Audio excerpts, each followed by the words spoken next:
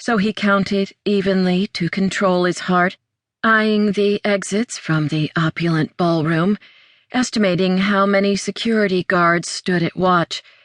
At least 7 had been provided by the hotel, while several more, dressed in Armani, chatted with partygoers as if they belonged. They didn't belong amid the rich and powerful any more than Nate did. The difference was that Nate liked it that way. Even so, he donned a Brioni tuxedo that had earned him more than one come-hither glance since he'd arrived at the fundraiser, from women and a couple of men. A fake beard covered his jaw, while brown contacts masked his eye color. But there was no way to hide his height or the breadth of his chest, so he used them to his advantage in the sleek suit. Even with his size, hiding in plain sight was one of his specialties. His heart rate slowed, and he tuned in to the mundane conversations around him. With his enhanced hearing, he often had to filter most noise or he'd go insane. But tonight he listened for one woman, opening up his senses. Heart and respiratory rates had signatures, tempo, rhythm, and something too difficult to explain, and right now he hunted for one he'd once known well. She didn't seem to be in the large ballroom. A group of lobbyists argued to his left, while 2 women in glittering sheaths spoke over champagne glasses to his right.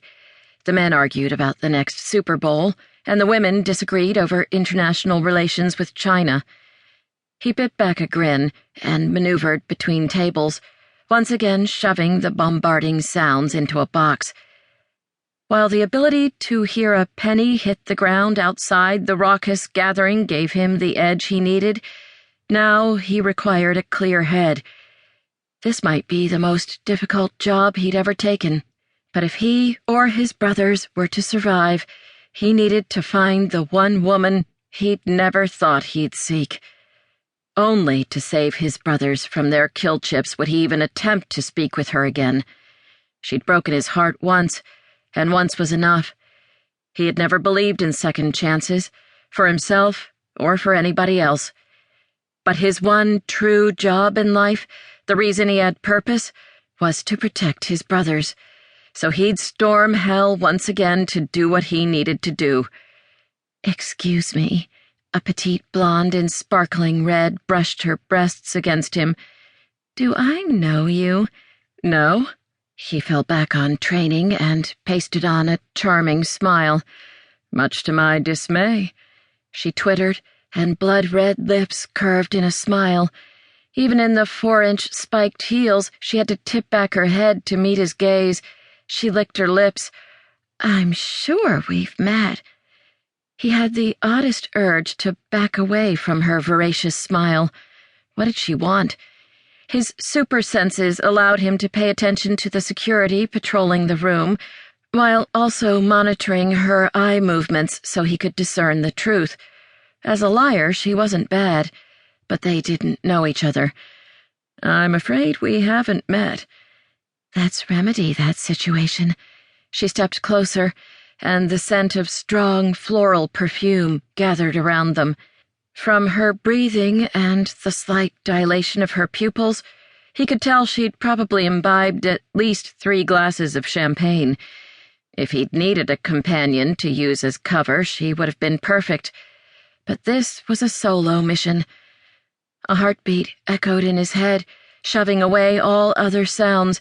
Thump, thump, thump. Familiar and once dear. He knew that beat. Slowly, he turned toward the doorway to the smaller room.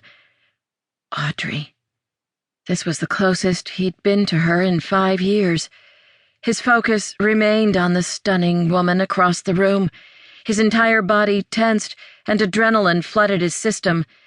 He'd been gifted the genetic ability to control his bodily responses, and usually he was the best. But at the moment, he might as well be a robot on the fritz, and not a trained, unfeeling assassin. She'd thinned out in the 5 years they'd been apart, shedding the last vestiges of her teenage